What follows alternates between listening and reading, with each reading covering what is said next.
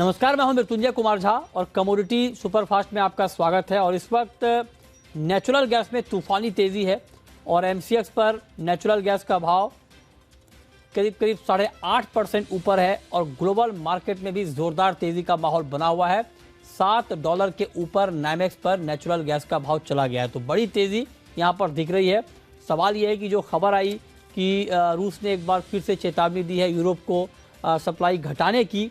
Already supply 40% से घटकर 10% पर आ गई है रूस से यूरोप को, उसमें और कटौती की चेतावनी दी जा रही है। उसका बड़ा इम्पैक्ट प्राइस के ऊपर हुआ है, लेकिन क्या अभी और असर बाकी है? इस पर बात करने के लिए हमारे साथ अमित सजजा हैं मोतीलाल ओसवाल के। और इनफैक्ट आज जब 11:30 का हम शो कर रहे थे तो उस वक्त करीब 4% के आसपास की तेजी थी और उस वक्त हमारे साथ दो एक्सपर्ट थे, उन्होंने कहा था कि ये दाम बढ़ेंगे और एक टारगेट था उस समय मुझे याद है कि 545 के आसपास था, 575 के आसपास था नेचुरल गैस का भाव।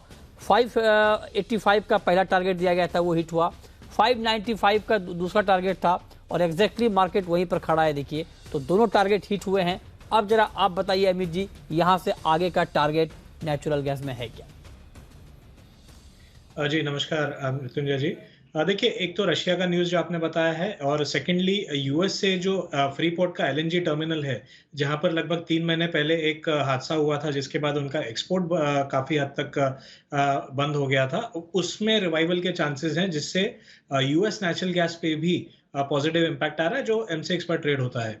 तो ये दोनों ही फैक्टर कहीं ना कहीं नेचुरल गैस के लिए पॉजिटिव हैं। मैं समझता हूं कि पिछले एक आध घंटे से एक पॉज जरूर लिया है मार्केट ने। हो सकता है कि एक मामूली सा करेक्शन हमें 583 से 585 तक देखने मिले, लेकिन वहां से दोबारा एक लेग ऊपर हमें देखने मिलेगा जो प्राइजेस को 608 से 610 तक मिनिमम और एक्सट्रीम केस में 618 तक लेके जा सकता है। तो मैं समझता हूं अब भी काफी जो है मोमेंटम प्राइजेस में बाकी है अपसाइड का। ओके, तो आप कह रहे हैं कि तेजी अभी एनजीन में बाकी है, इस पर आप नजर रखें।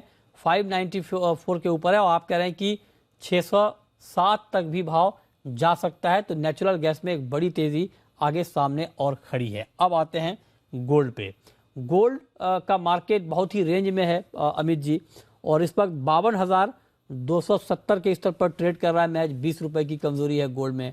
ग्लोबल मार्केट में भी कोई बड़ी हलचल है नहीं। चांदी में करीब 300 रुपए के आसपास की तेजी है। तो आज के लिए गोल्ड में और सिल्वर में आप क्या ट्रेड बताएंगे? देखिए, अंतर्राष्ट्रीय बाजार में जो डॉलर इंडेक्स में नरमी आई है पिछले 2 सेशंस में, उसके चलते निचले स्तरों पे गोल्ड को डेफिनेटली एक सपोर्ट मिल रहा है 1725 से $1730 के आसपास स्पॉट गोल्ड में। मैं समझता हूं कि एटलीस्ट एफओएमसी मीटिंग मिनट्स का जो डेटा आएगा उसके पहले तक ये एक ट्रेंड जारी रह सकता है, यानी गोल्ड में उछाल की संभावना बनी हुई है। हालांकि दायरा छोटा होगा क्योंकि अगले 2 दिन काफी ट्रंकेटेड सेशन है थैंक्सगिविंग हॉलिडे की वजह से यूएस में, तो दायरा छोटा होगा। लेकिन अपसाइड का मूव हमें गोल्ड में और सिल्वर में दोनों में दिख सकता है, जहां पर गोल्ड कल के जो हाइज थे लगभग 52,450 से 500 तक और चांदी 62,000 के करीब जा सकती है। तो ये दो टारगेट्स शॉर्ट टर्म में लेके चले जा सकते हैं।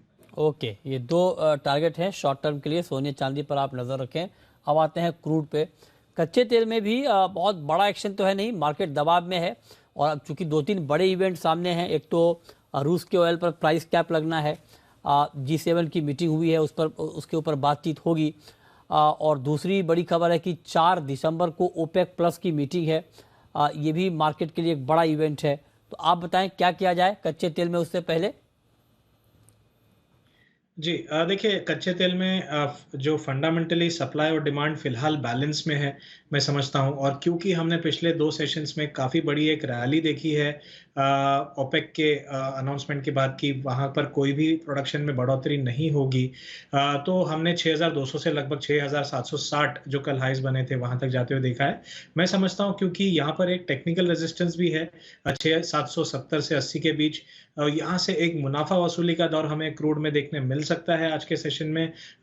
जो WTI क्रूड की जो इन्वेंट्री है EIA की, उसके पहले इसके चलते हम 6,600 के करीब प्राइजेस को जाता हुआ देख सकते हैं। इसीलिए मैं शॉर्ट की सलाह देना चाहूंगा 673040 के रीजन में, और 6,610 का टारगेट लिया जा सकता है।